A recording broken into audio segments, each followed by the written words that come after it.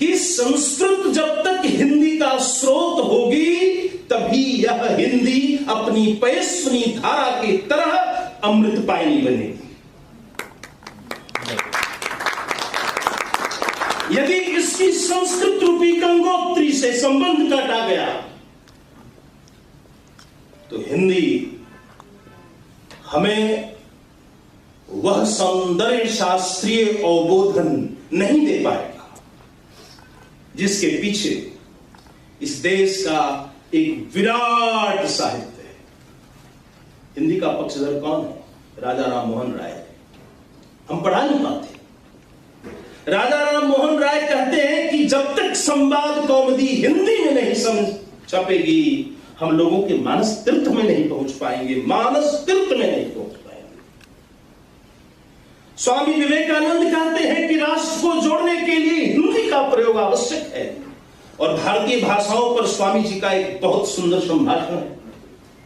उसमें वो कहते हैं भारत बहुभाषी अवश्य है परंतु उसका अंतर्मन एक है।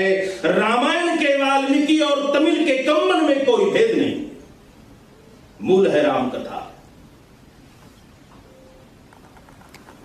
संस्कृत की गीता में और मराठी में लिखी गई अमृतेश्वरी गीता में, ज्ञानेश्वरी गीता में कोई भेद नहीं है।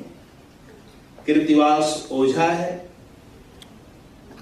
या केंदुली का रामायण है या राधे श्याम रामायण है या सरला दास का रामायण है या जगन्नाथ रामायण है या आनंद रामायण है, रामायण महत्वपूर्ण है।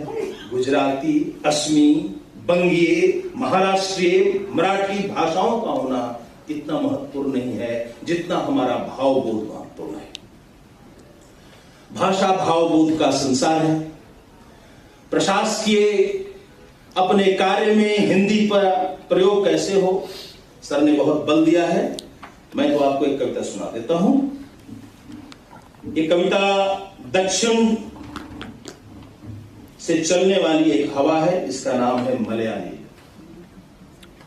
हिंदी साहित्य में कुछ लोग हुए जिन्होंने विरासत पे इतना लिखा और हम अंग्रेजी की किताब में ढूंढते हैं। हम हजारी प्रसाद द्विवेदी को नहीं पढ़ते,